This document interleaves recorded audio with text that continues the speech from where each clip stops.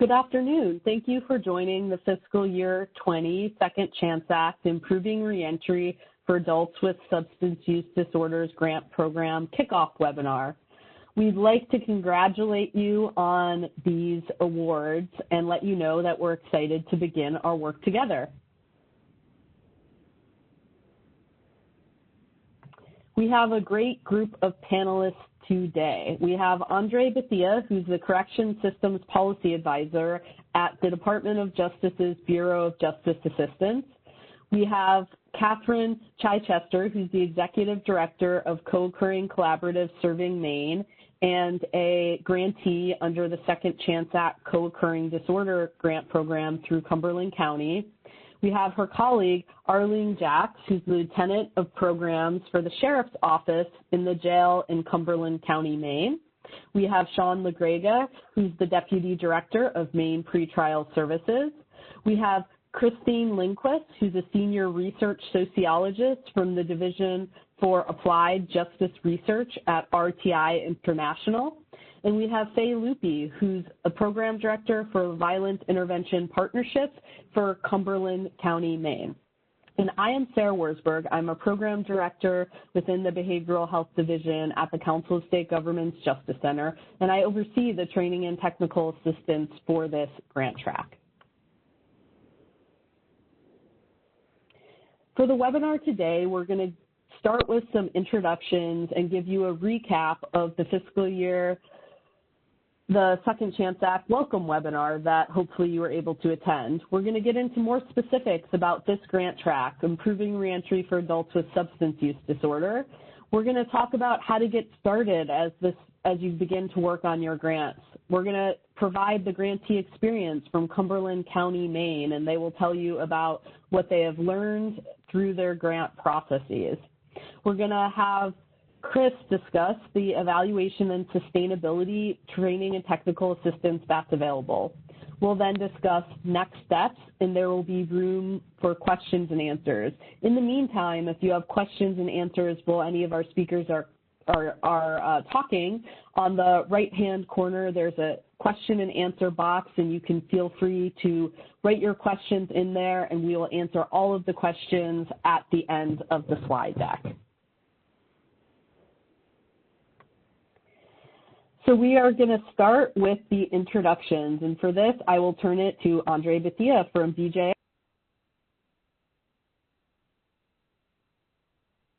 Thanks, Sarah. Good afternoon, everyone. My name is Andre Bethia, and I am the Policy Advisor for Second Chance Act, Improving Reentry for Adults with Substance Use Disorders in the Policy Office at the Bureau of Justice Assistance, or BJA.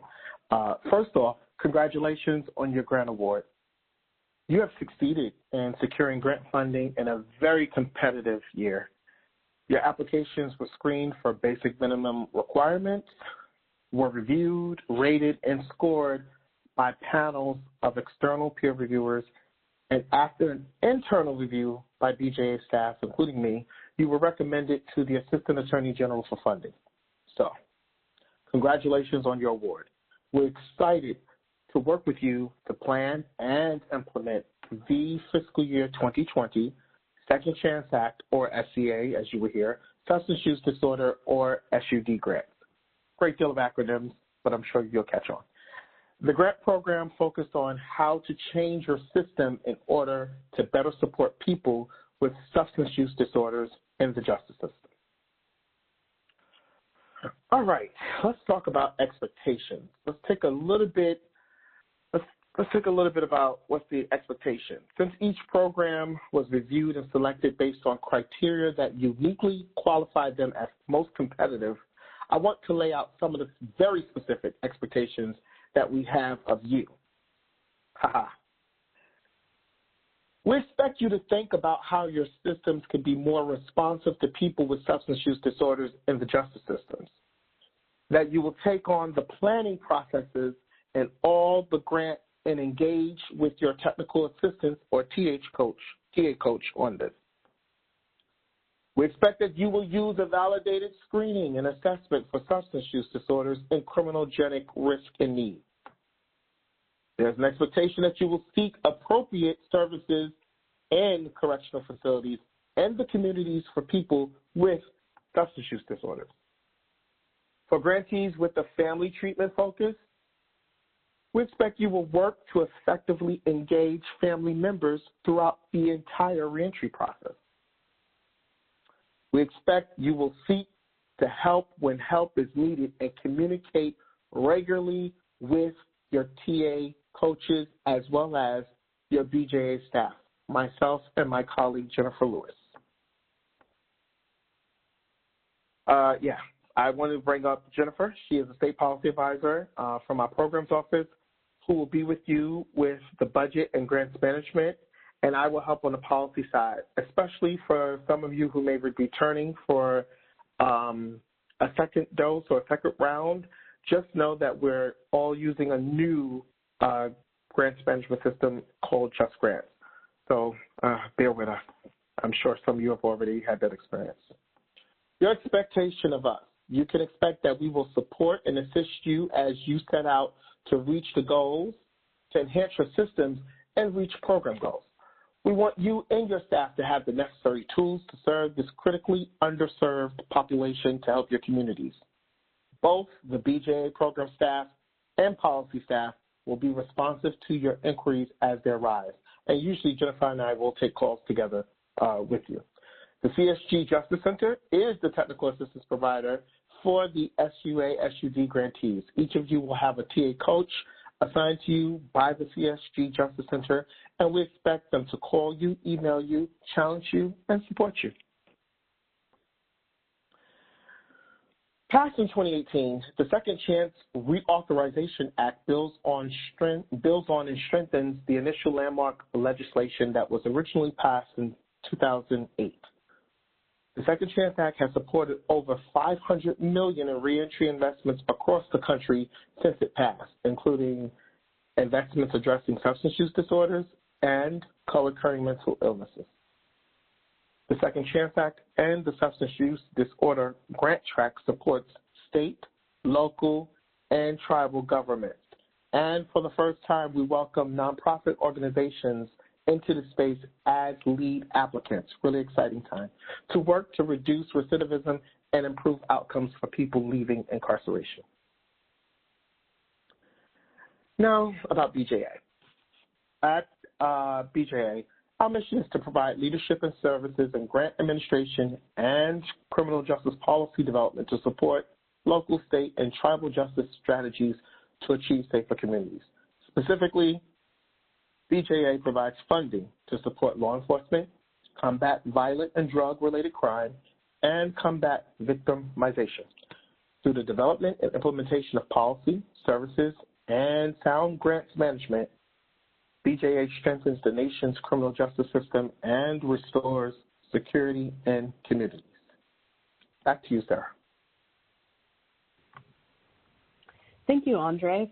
So the organization I work for is called the Council of State Governments. We're a nonpartisan, nonprofit organization, and I work in the Justice Center of the Council of State Governments, or the CSG Justice Center. The Justice Center is a criminal justice policy shop that supports training and technical assistance to you all and other sites across the country. In the past decade, we've worked with about 1,500 states, counties, local governments, tribal nations, and nonprofit agencies to support people development of diversion and reentry programs. We're really excited about the opportunity to work with you and help you meet the grant goals that you laid out when you applied for this program. We're here to support you in project management, in coordination, and bringing content expertise and resources that might be helpful. Our approach to TA is broken up into 4 categories. So you'll have a TA coach who will be your main point of contact for this grant, and they are a person who's worked at this intersection of substance use disorders and criminal justice and comes with some experience in a variety of things. It might be experience as a social worker working in one of these programs, as a probation officer, or as someone who's run this through the county or local government side.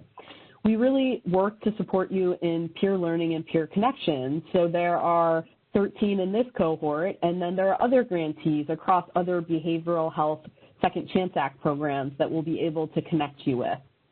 We provide access to experts, both within our organization and within other organizations, who can help you support the implementation of things like telehealth within correctional facilities or medication-assisted treatment within your jails or prisons.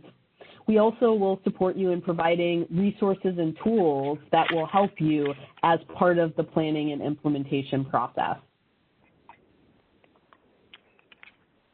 Your TA coach will be a bit of an air traffic controller. They'll hold monthly calls with you. They will work with you on the planning and implementation guide, which is listed as the action plan in the grant solicitation. They'll provide you with resources via email with different opportunities to join webinars or see new publications that are out in the field, to connect you with your peers through peer learning, to support learning communities so you can learn on specific topics. And also for some number of grantees, we'll be able to do site visits once we are able to travel again. So hopefully that will be safe again sometime this year. But we've also been working on virtual site visits in the meantime to be able to support different grantees. So the National Reentry Resource Center is operated by the American Institute of Research. The NRRC is a collaborative project of BJA and the Office of Juvenile Justice and Delinquency Programs, or OJJDP, which seeks to advance the knowledge base of the reentry field. This means supporting organizations like all of you in criminal justice and to prepare people who are reentering the community. So the National Reentry Resource Center will be a website that will be very useful to you as your grants continue.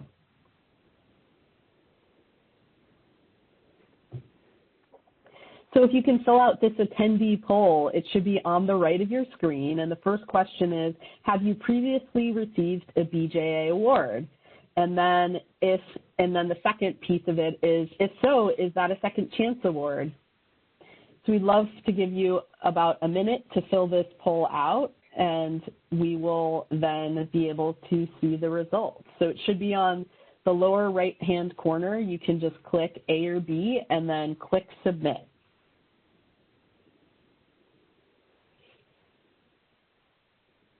We'll give you about another 20 seconds to give it an even minute for the polling.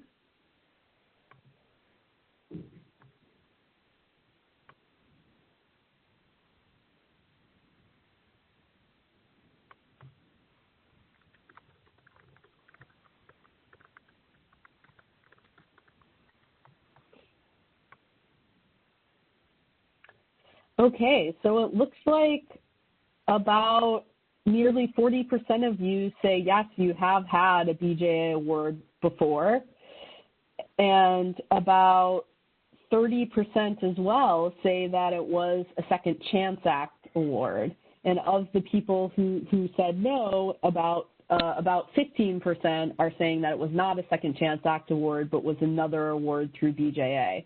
So that's very exciting to hear, and we know that you all will also have lessons learned from your previous grants to share with your colleagues. So already some great peer learning we can do amongst this cohort. So now I'm going to turn it back to Andre, who's going to talk a little bit more about the grant requirements for this grant track, which we will call, it's the Second Chance Act Substance Use Disorder, so we'll often call it the SCA SUD grant program. Andre? Hi, Sarah. I just want to make sure you can hear me. Thumbs up. Thank you. All right. The Second Chance Act Improving Reentry for Adults with Substance Use Disorders, or SCA, SUD, as Sarah has noted, grant track is new in fiscal year 20. It is a combination of two previous grant tracks. There are 13 awards to state, local, tribal governments, and nonprofit entities. The investment for these grants is well over $11 million. Again, congratulations to the 13 grantees. I really enjoyed the poll just a minute ago, looking to see that many of you, or quite a few of you, are not new to BJA and certainly are not new to SCA. We look forward to working with you each to bring evidence-based pre- and post-release services for people with substance use disorders reentering the community. As you can see, there is a diverse range of grantees across the country. Your TA coach will work to connect with you, with your fellow grantees, as well as past grantees as you continue in the planning and implementation processes. The purpose of the program is to enhance corrections systems' ability to address the substance use treatment needs of people in the justice system in order to reduce recidivism, promote recovery, and in the process to improve public safety and public health. There is a focus on correctional-based programming and family treatment programs in this grant track. It is expected that grantees will use cognitive behavioral interventions to address criminogenic risk, as well as provide substance use disorder treatment and recovery support services.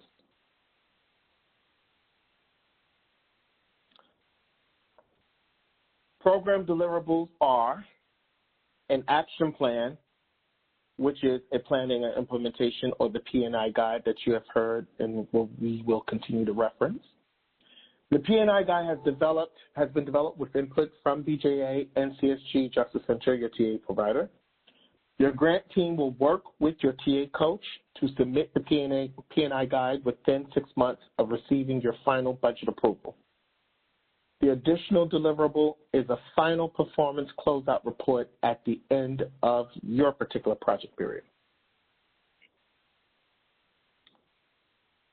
The grant investment and improvements follow reentry best practices for people with substance use disorders, which includes standardized screening and assessment processes for substance use disorders using a validated tool for people entering a correctional facility.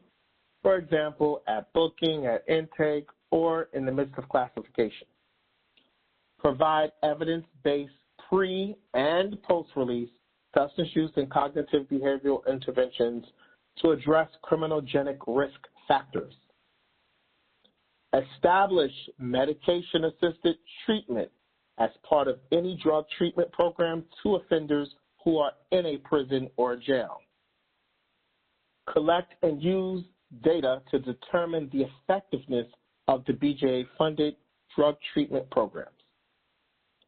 Applicants for prison-based programs are to assess the strengths and needs of the incarcerated parents, immediate and extended family to support a treatment plan for the incarcerated parent. Programs shall ensure that each participant in that program has access to consistent and uninterrupted care if transferred to a different correctional facility within the state or other relevant entity.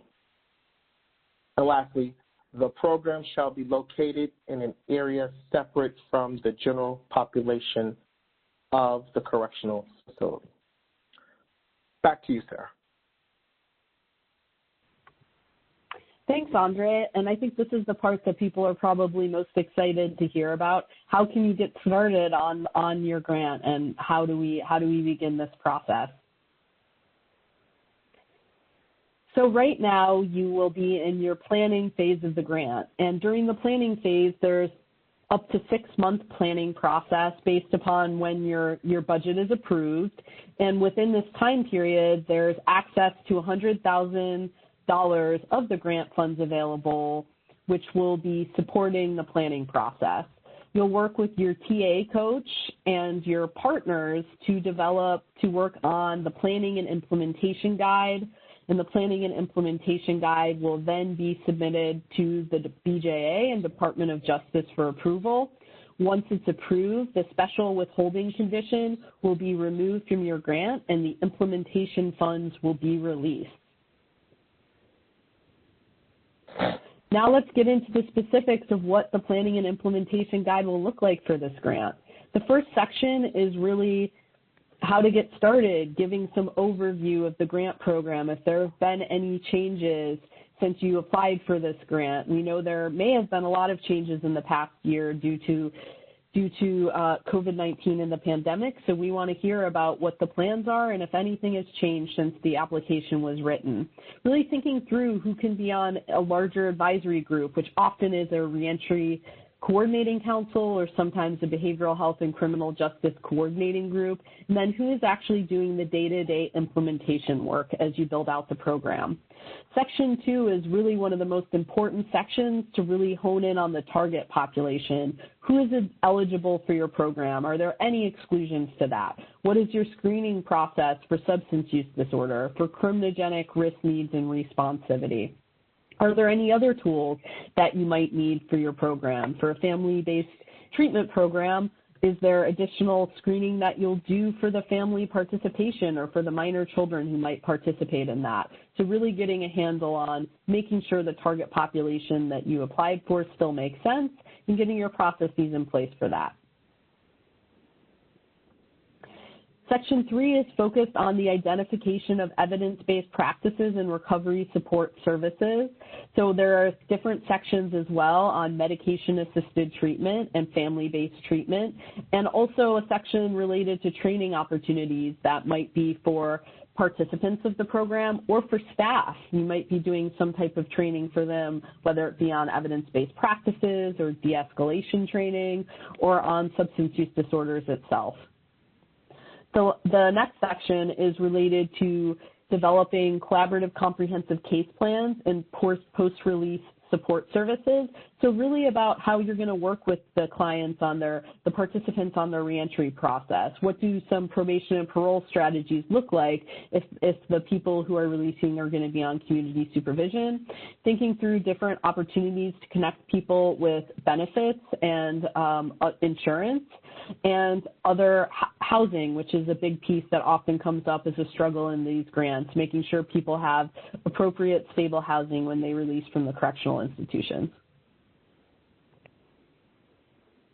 Section 5 is on data collection and performance measurement. So really thinking through, if you do have an evaluation partner, what that looks like, and then trying to make a plan for what data will be collected. The required data for the performance measurement tool or PMT, but even beyond that, what kind of story do you want to tell as part of your outcomes collected for your program? The Section 6 is based on sustainability.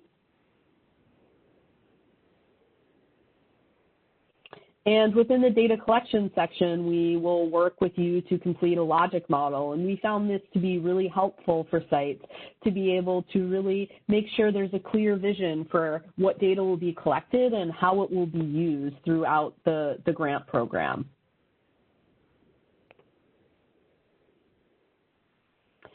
The last section is really just based on a beginning discussion on technical assistance goals and what goals based upon the planning process would you like for us to work with you on. And from that, we'll actually develop a training and technical assistance plan, which will guide the activities in the implementation years of the grant. Once the planning and implementation guide is completed, the final draft will be submitted to BJA for approval. So now we get to hear from the Cumberland County Maine grant team. I'm going to pass it over to Kate Chichester. Thank you, Sarah and Andre. It's a pleasure to be here and to share. We've been doing this for a number of years now, so it's really nice to be able to share our experiences and things that we've learned over the course of our time working with all of you. So Project Reentry is seated in Cumberland County. Cumberland County is in southern Maine. We have a population of about 300,000, so it's not a huge community. But we do have the largest jail, which has about 640 beds, which is probably medium-sized for the rest of the country, but large for Maine. Our project supported the Cumberland County Sheriff's Office to implement a coordinated response between corrections and the community to create more of a pathway to help individuals who have co-occurring disorders, in our case, as well as individuals who had a medium to high risk to recidivate, to leave the jail and be successful in their recovery in the community. Our target was to enroll 90 individuals over 3 years, which we're pleased to say we've met, and to support them over 12 months or up to 12 months with 200 or 300 to 300 hours of cognitive interventions, which includes co-occurring treatment as well as criminogenic interventions. We employed a reentry specialist at the jail, a case manager in the community, a co-occurring capable treatment provider, and more recently, we were able to hire a recovery coach.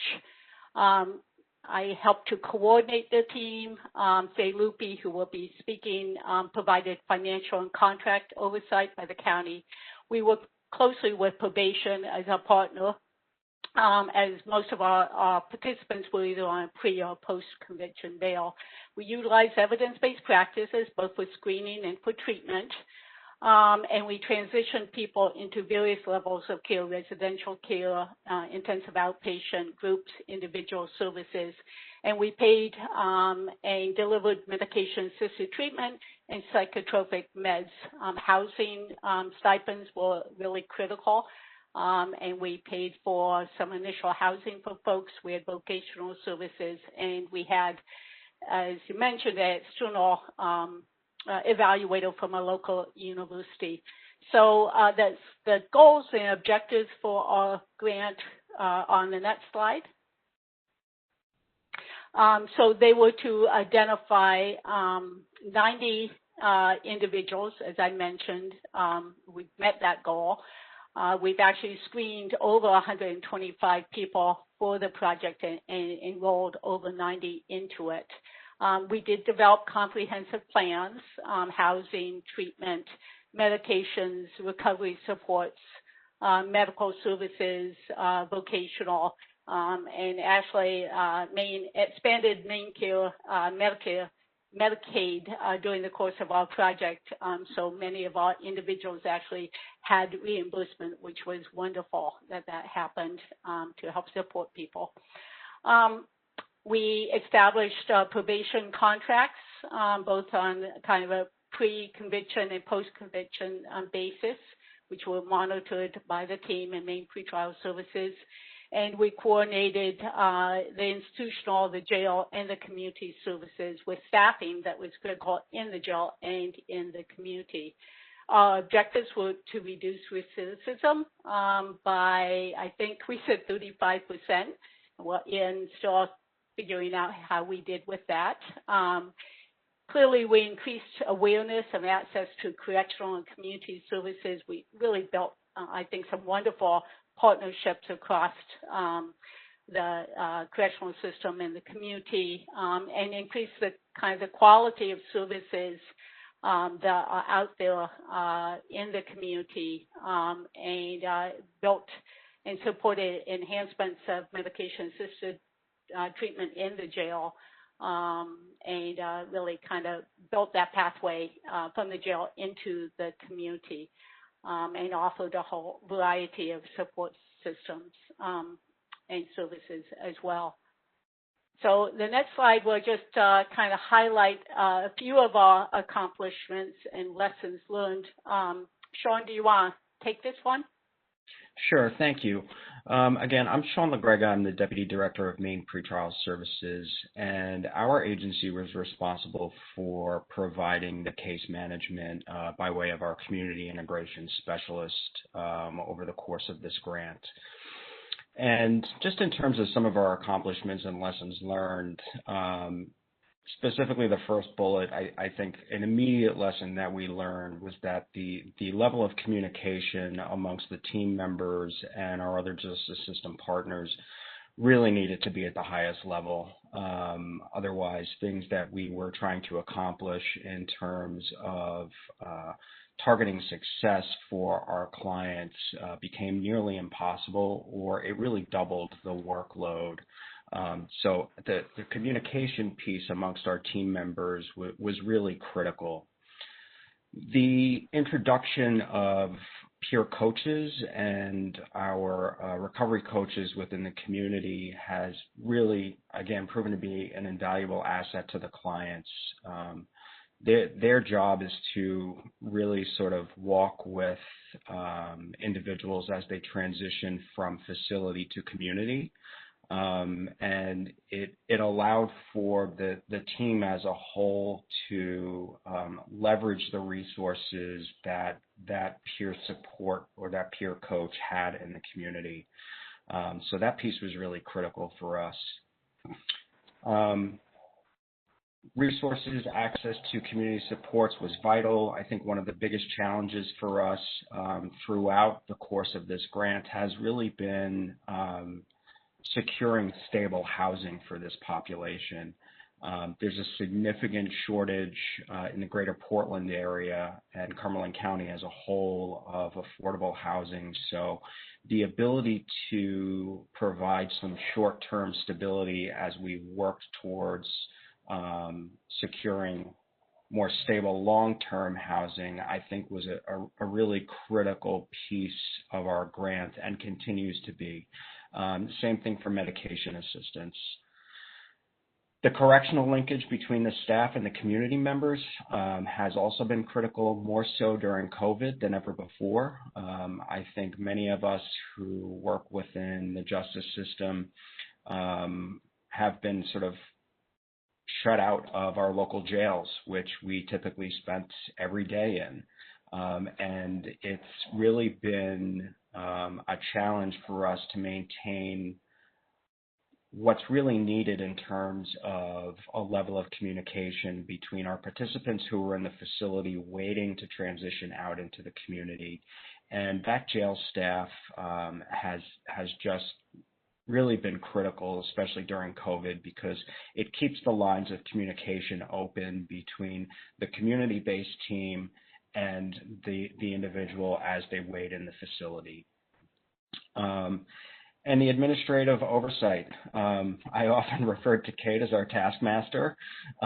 She really has done an amazing job over the years of focusing the team not only on the micro level aspects of running an efficient and effective and successful program, but she's also sort of taken on the role of that macro level, making sure that we are delivering on what we said we would as a project. So the administrative oversight is really critical, I think, in terms of making sure that the team is focused, making sure that we're on task, making sure that we're meeting our goals and objectives. So a really, really important piece, I think, of any project. Kate, is there anything else you'd like to add on that? Well, I guess I'd just like to give Arlene, Lieutenant Jakes, an opportunity to kind of share in terms of anything that she has seen in terms of accomplishments, and then we can maybe turn it over to Faye to talk a little bit about the administrative oversight. Thank you, Sean. And thank you both, Kate and Sean and Sarah and everybody else on here. It's wonderful to have this communication.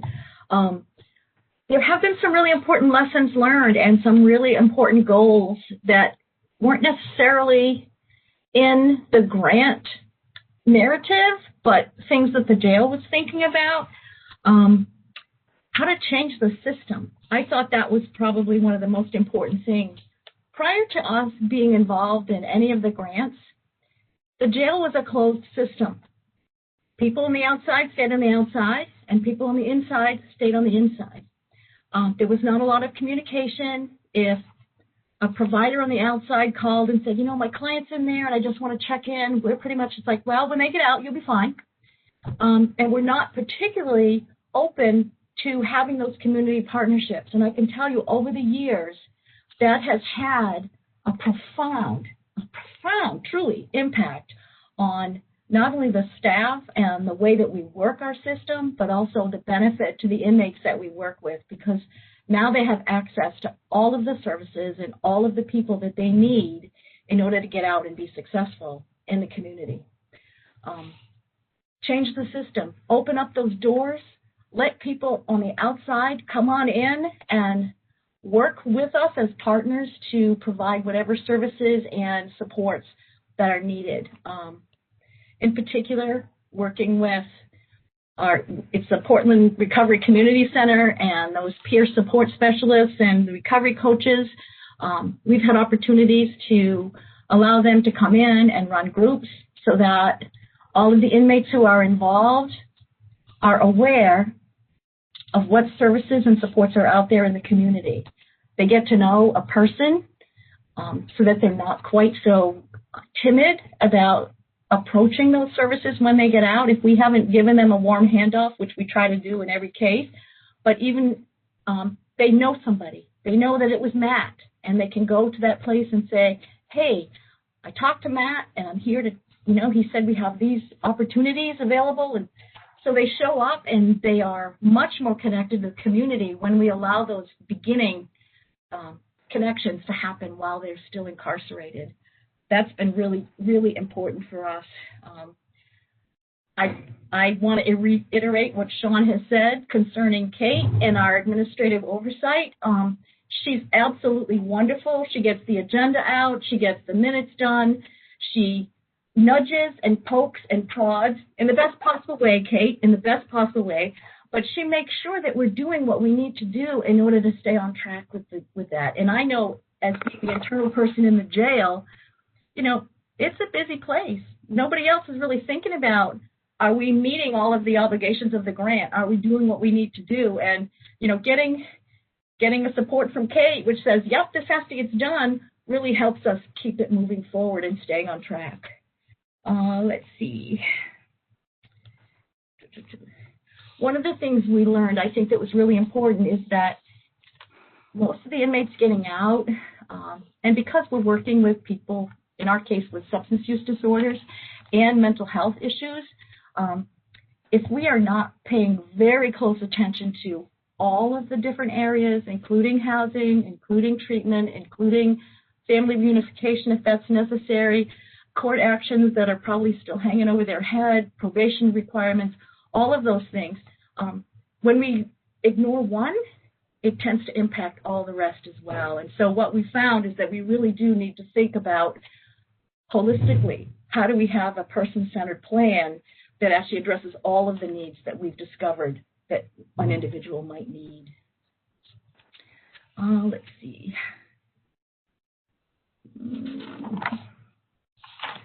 I would say probably the two most important things was communication.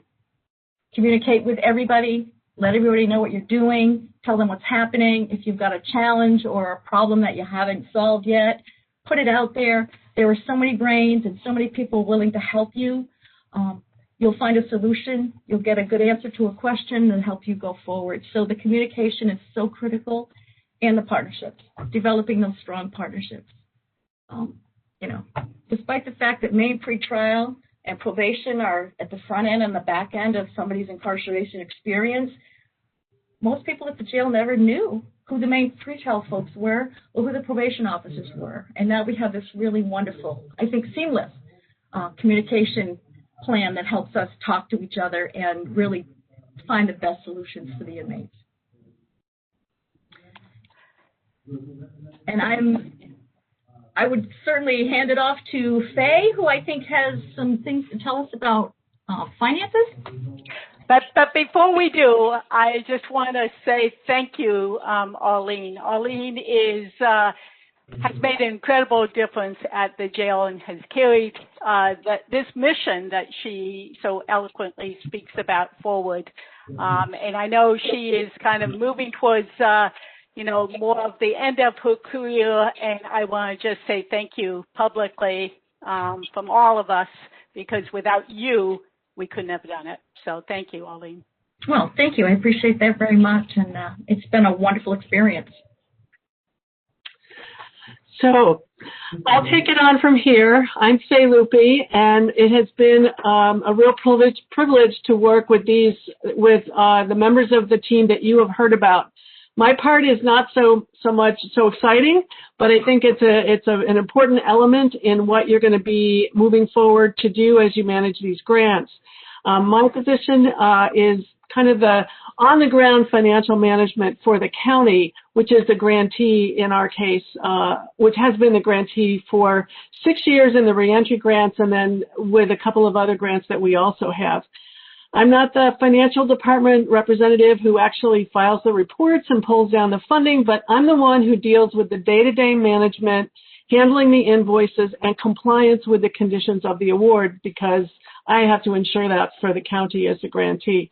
And several of you, I understand, represent counties or other entities who do pass through some of your funding to subawardees or subrecipients who are working directly with the project participants, either in the jail or in the community.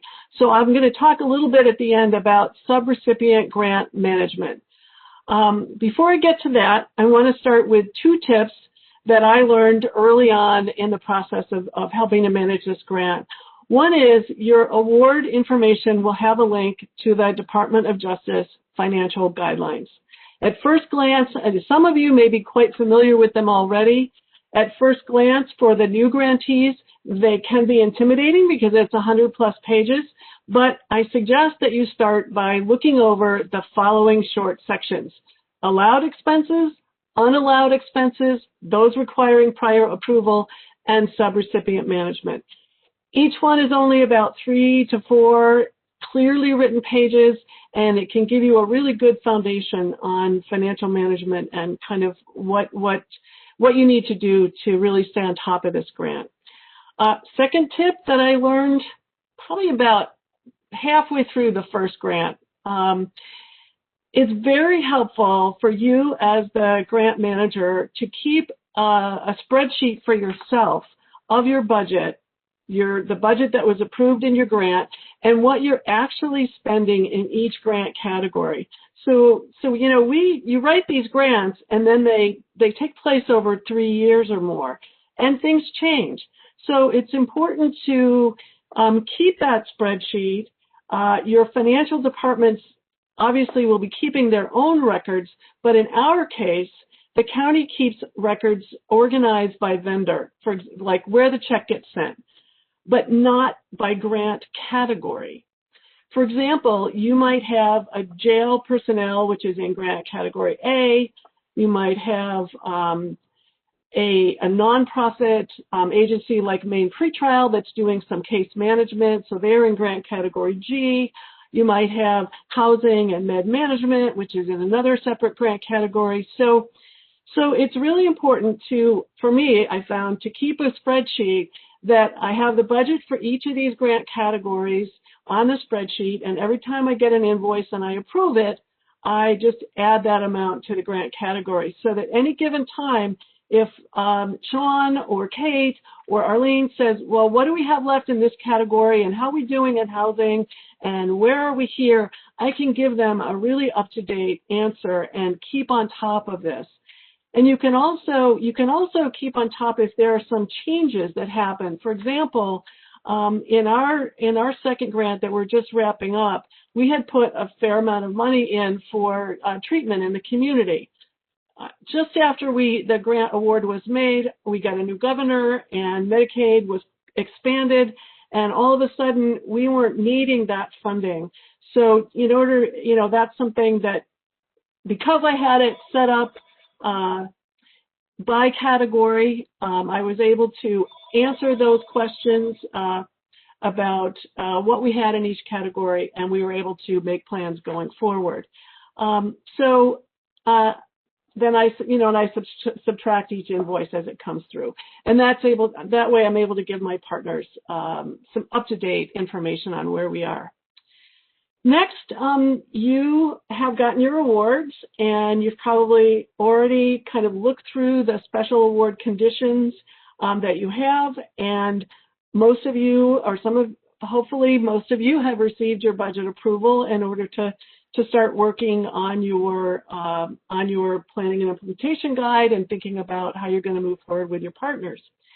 So tip 3, especially for those of you who are working with sub-recipients or sub-awardees, like maybe an outside agency like Maine Pretrial, who is going to be providing case management services, it's really important to put together contracts and letters to your subrecipients that will help you make sure you address all the award conditions that apply to subrecipients at any tier.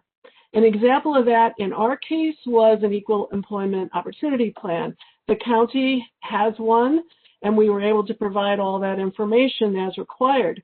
But even though you may be working with mostly nonprofits with employees less than 50, according to our award conditions, we had to make sure that they submitted a certificate that showed that they were exempt from complying with that.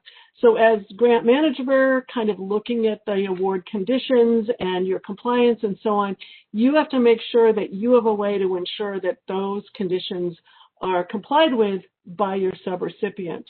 Another example is no funds can be spent until can be awarded to your subawardees until you have their SAM number. And there may be some grants that have a new special conditions, a new condition that we just got in one of our BJA grants, that subawardees have to properly verify employment eligibility of any employee hired with grant funds. So you have to have records of verification that your subawardees have complied with these conditions if they're required to. So what I do is use the subaward contracts and letters to spell out any conditions that require sort of written policies and verification on my part. And I also provide a link to the financial guidelines.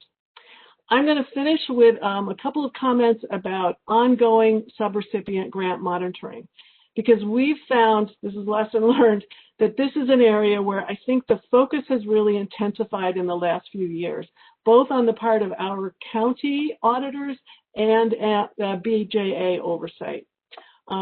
So from my perspective, this has two parts. First, that you have adequate documentation with each invoice you approve for the grant, including timesheets for any employee, yours and those of subrecipients, and documentation of everything you approve, whether it's sober housing or medication or whatever. Second, the second part has to do with overall subrecipient monitoring. This is, you need to make sure you have a written policy regarding subrecipient monitoring and a way to ensure that all of the expenditures that are approved are within the scope of the grant. And which, part of your job will be to review all the financial and the progress reports and make sure that everybody's doing what they said they were going to be doing. You should also be looking at, when you start dispersing your grant funds to any subawardees, conducting a risk assessment of your subawardees that might help you with any items that you should be paying special attention to. Some of the factors in the risk assessment would be whether the subrecipient is new to you and to the federal grant world, the size of the award amount, and whether their reports and their invoices have been submitted on time if you've worked with them before.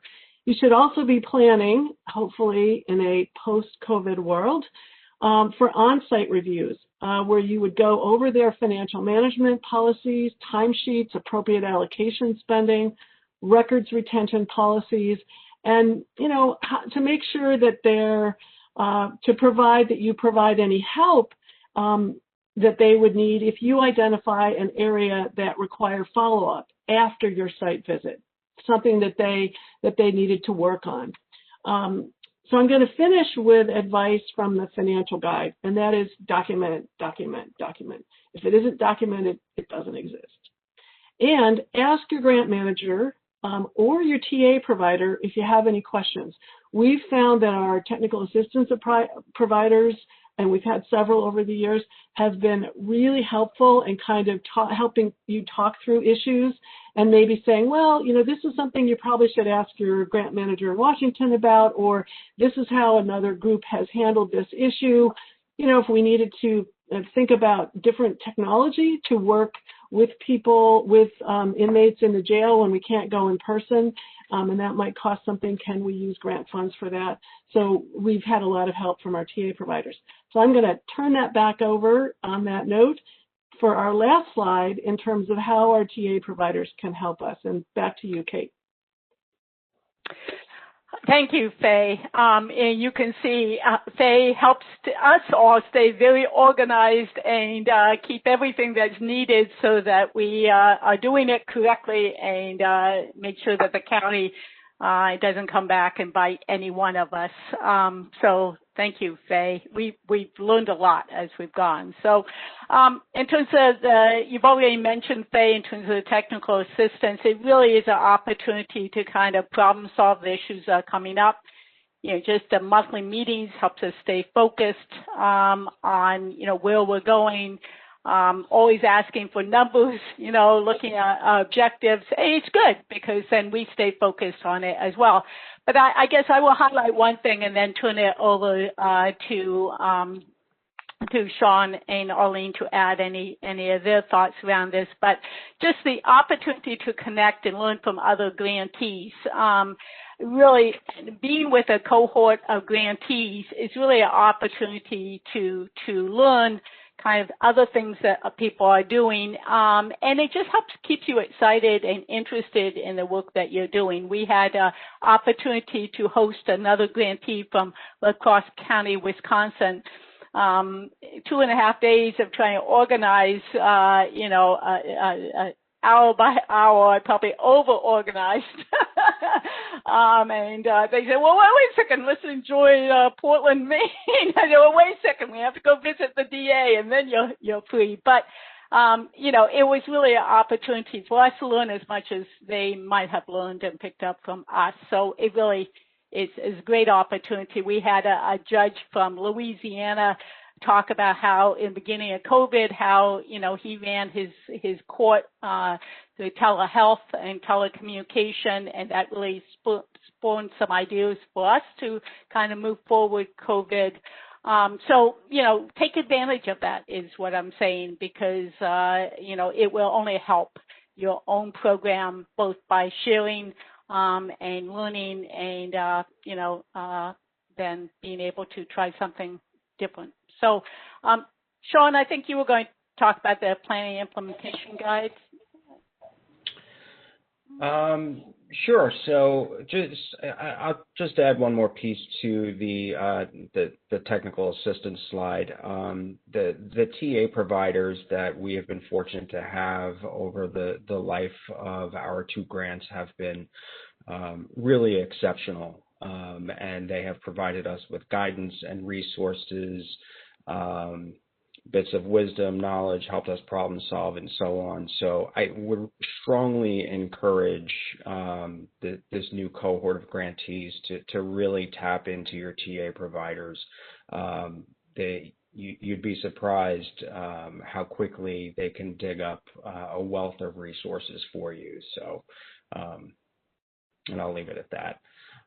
In terms of the planning and implementation guide, do we have a slide for that? No, I think it was just some comments. We didn't have a specific slide. No. Okay. Yeah, so the planning and implementation guide, for us, we really spent a lot of time collectively as a group working through that document.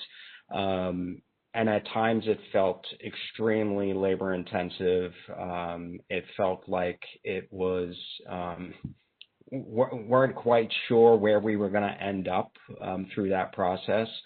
But it really has been sort of the guiding star of our project in terms of ensuring that we're adhering to what we laid out and said that we would do in this project.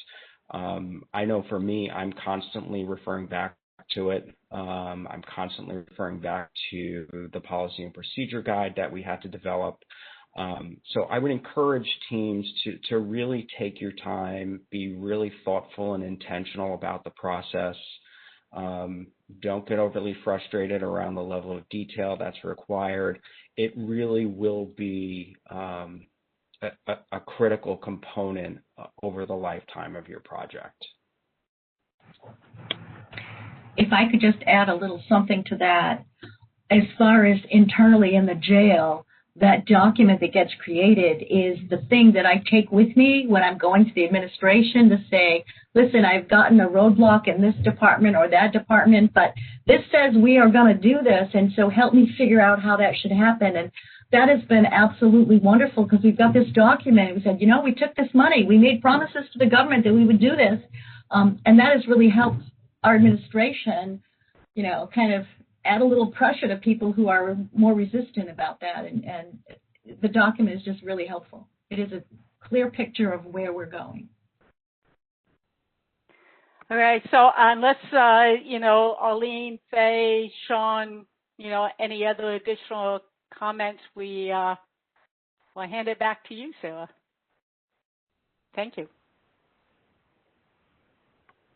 Thank you so much to Kate, Sean, Arlene, and Faye from the Cumberland County team for all of the information and tips that you provided on how to make the most of the Second Chance Act grant opportunity. So much valuable information shared on that piece. Now I'm going to turn it over to Chris from RTI to discuss the evaluation and sustainability training and technical assistance available. Thanks, Sarah, and good afternoon, everyone. And again, congratulations on your new awards. As Sarah said, I'm Christine Lindquist. I'm the project director of the Evaluation and Sustainability Training and Technical Assistance Project. Importantly, this is a TTA effort that is separate from the coaching that you will all be getting from your CSG coach. I've been asked to take just a couple of minutes to make you aware of this opportunity because it could be something that could benefit your program. So this is a 4-year project that has been underway for about 1.5 years now.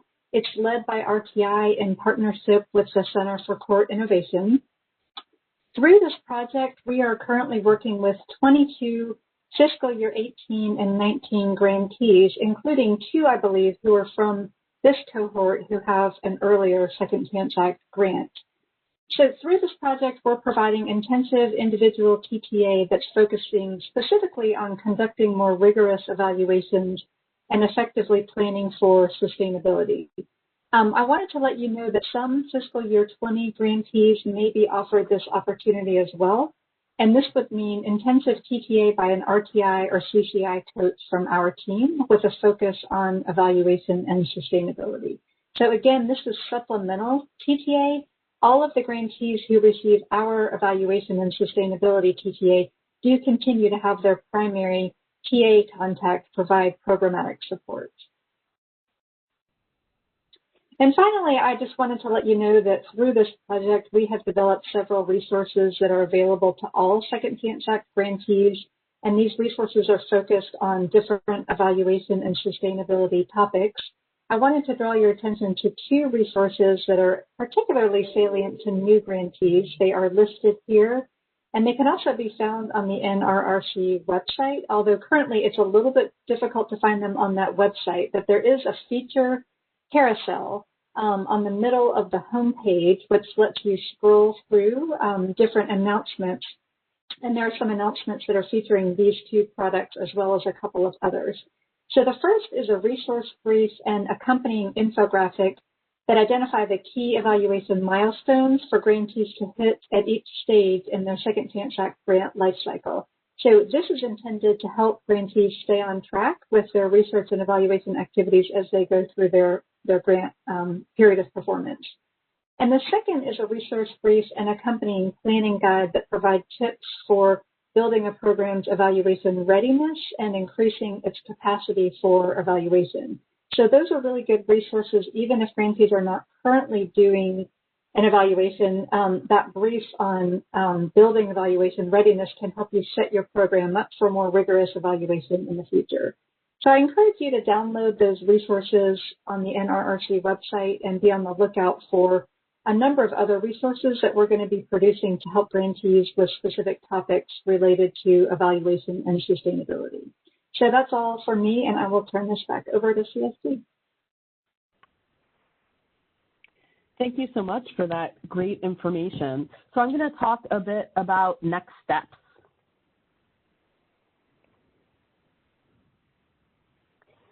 So on the to-do list for next steps will be to make sure you're in contact with the BJA programs office about budget clearance. As Andre mentioned, Jennifer Lewis will be the person that you'll be working with on that, so hopefully you all have been in touch with her.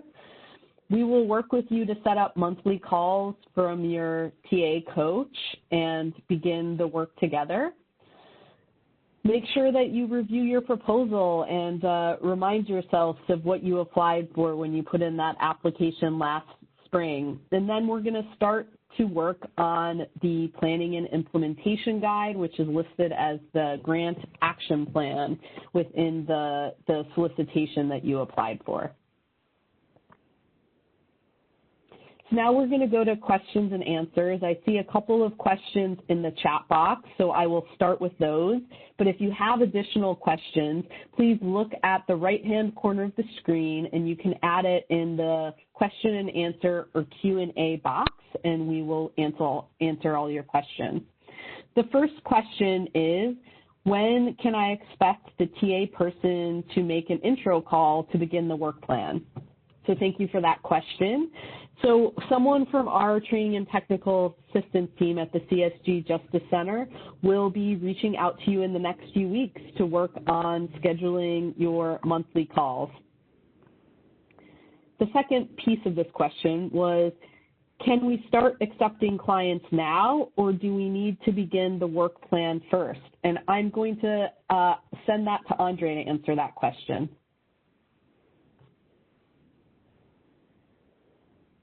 So again, thank you to everyone who has presented. Special thanks to Cumberland County, Maine. Thank you so much. And for those, please continue to submit your questions. That's what Sarah and I are here with the Q&A. As regards to the question that we just answered, you really should wait for the initial contact from your TA provider. Whether you're whether you're doing an ongoing program or initiating a program, it's really helpful to know that we have many different rules in the solicitation. Even with your Just Grants, this is a new program.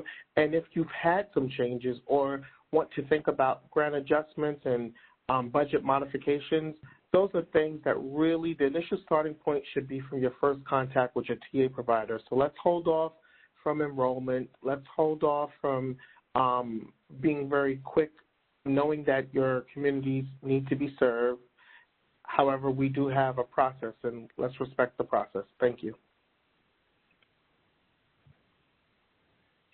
Thank you, Andre. So the next question is, when should we expect to get the planning and implementation guide? And that's a great question, and I think something on the minds of everyone here. So we'll be working with BJA to try to get the planning and implementation guide approved, and then we'll send it out collectively to all of you at one point, and you'll expect to hear from your TA coach in the next few weeks as well. So we will be in touch soon.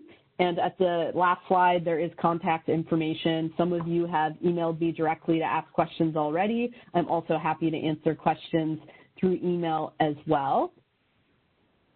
The next question is, can we push back the go live date if we have not received the P&I guide template in time?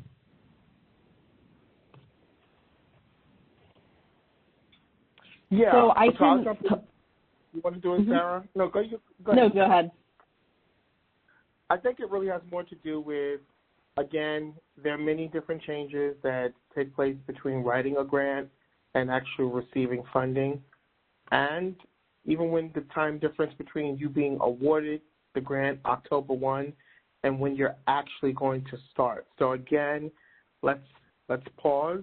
We know that many things will change. Many be finished dates will be altered. Let's get the first contact with the CH coach. Let's set up a necessary call with Jennifer Lewis and myself if you think that it's a significant budget budget modification or grant adjustment. Again, we're on standby, but your initial point of contact with the TA coach should be the initial starting point.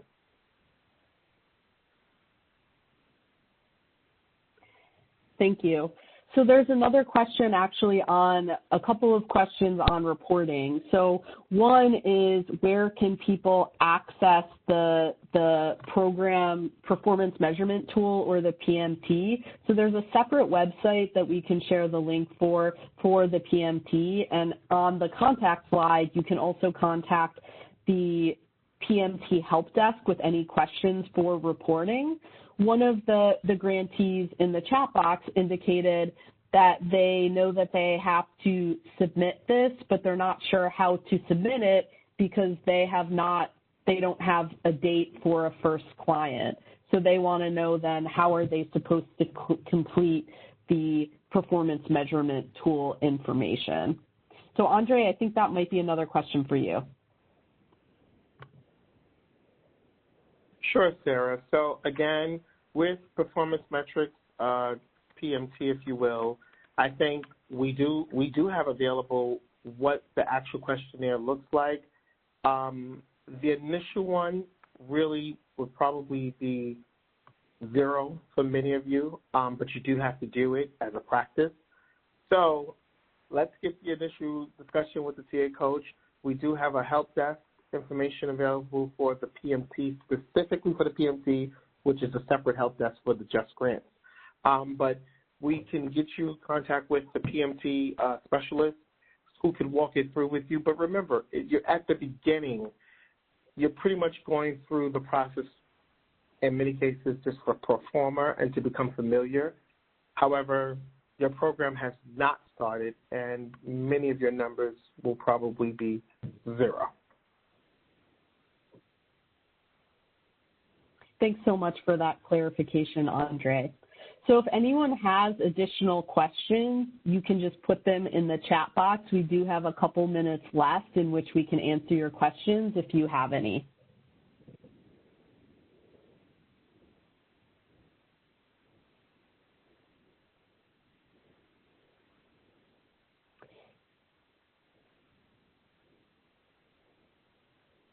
So it sounds like that one person is having some technical issues on the submission of the PMT. Keisha, can you just go to the next slide, please? So I think what might be best to help with the PMT questions is to go to the performance measurement tool help desk, which is bjapmt@usdoj.gov. Okay, we have another person that has questions. Do you want to put the questions in the chat box, or you can potentially take yourself out off mute to ask the questions? I see that there might be some confusion on how to ask questions for one of our participants.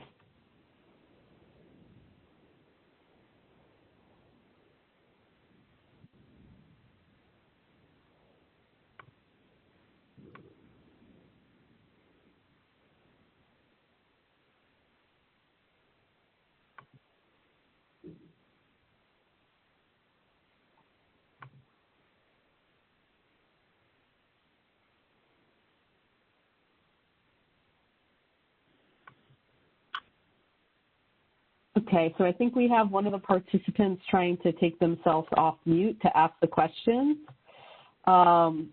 If that's not available, do you mind trying to type out the question? It seems like there's some trouble in taking you off mute. If you can try to unmute yourself, that would be a good option too. Or feel free to type, and I will talk a bit about the contact information while you're typing as well. We definitely have more time to answer your questions.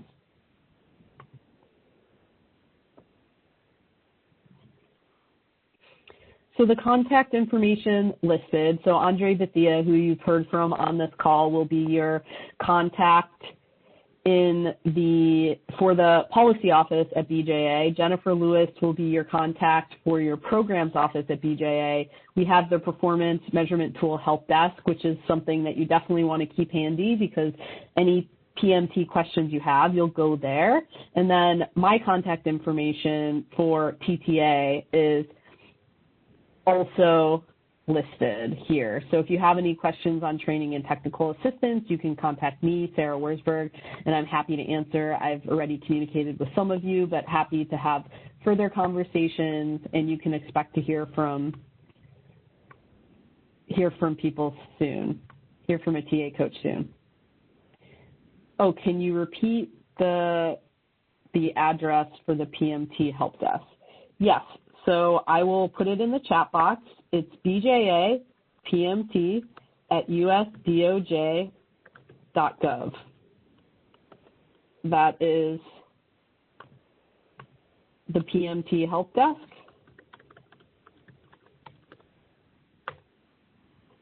And I listed it in the chat box. So that's definitely something that you want to keep handy, one of those websites that will be, those addresses that will be helpful to you throughout the life of the grant.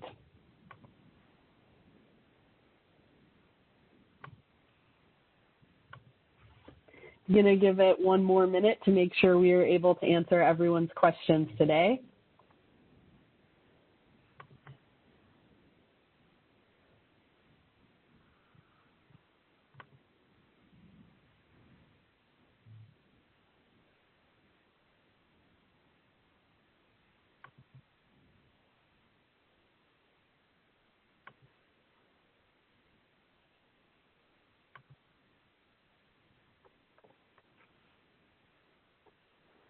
So we just want to thank everyone for taking the time to join us today. Congratulations again on your award. We are very excited to be working with you as your PA coaches.